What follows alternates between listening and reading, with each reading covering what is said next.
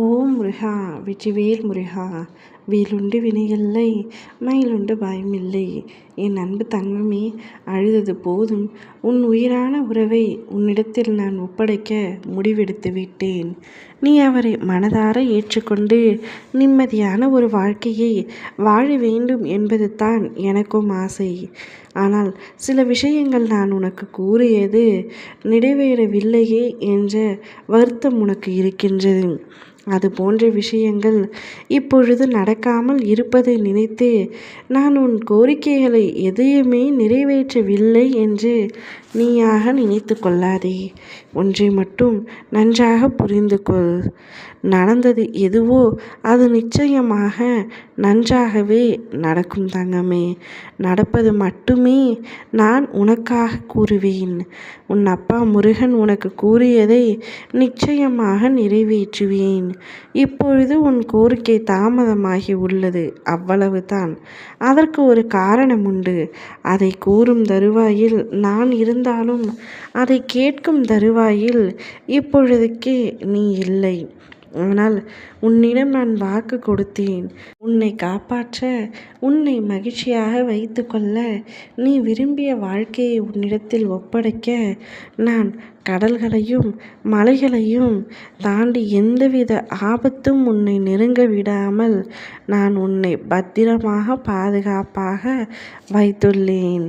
உன் பயணத்தில் நானும் உன்னுடனேயே பயணிப்பேன் என்று உனக்கு ஏற்கனவே வாக்கு கொடுத்துள்ளேன்.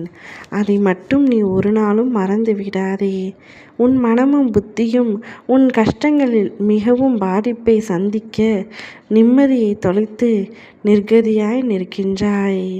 இந்த சூழ்நிலைகளை சற்று அனுசரித்து நடந்து செல் தங்கமே. அனைத்தையும் கூடிய விரைவில் நான் மாற்றி காட்டுகின்றேன். நீ விரும்பிய வாழ்க்கையை தொலைத்து விட்டாய், விரும்பியவரை விட்டுவிட்டேன் என்று நினைக்காதே. அவர் செய்த ஒரு சில தவறுகளினால் நீ அவரிடமிருந்து விலகி நிற்கின்றாய். ஆனால் மறக்க முடியவில்லை என்று தவித்து கொண்டிருக்கின்றாய். உன் துணையை நான் மீண்டும் உன்னிடத்தில் ஒப்படைக்கப் போகின்றேன். அப்பொழுது கடந்த கால கசப்புகள் அனைத்தையும் மறந்துவிட்டு, நடந்ததை அனைத்தையும் மறந்துவிட்டு நீ அவருடன் மீண்டும் ஒன்றாக இணைந்து சீரும் சிறப்புமாக வாழ வேண்டும். மறப்பது என்றால் கடந்த கால தவறுகள் அனைத்தையும் மறப்பதுதான்.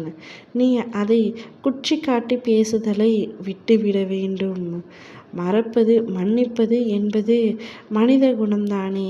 பின்பு என்ன? உன் துணையை பிரிந்து உன்னால் இருக்க முடியவில்லை என்றால் அவரை மறப்பதும் உன்னால் முடியாத காரியமாக இருக்கும் பொழுது மன்னிப்பது ஒன்றே உனக்கான வாய்ப்பு. அந்த வாய்ப்பை பயன்படுத்து. உன்னுடைய துணையை நீ மன்னித்து மனதார ஏற்றுக்கொள். இனி அந்த தவறு செய்யாமல் உன் அப்பா நான் அவருக்கு நன்றாக புத்திமதி வழங்குகின்றேன். நீயும் அவரும் ஒன்றாக இணைந்து நிம்மதியான மகிழ்ச்சியான ஒரு வாழ்க்கையை வாழ வேண்டும் என்பது தான் உன் அப்பாவின் ஆசையும். ஓம் முருகா.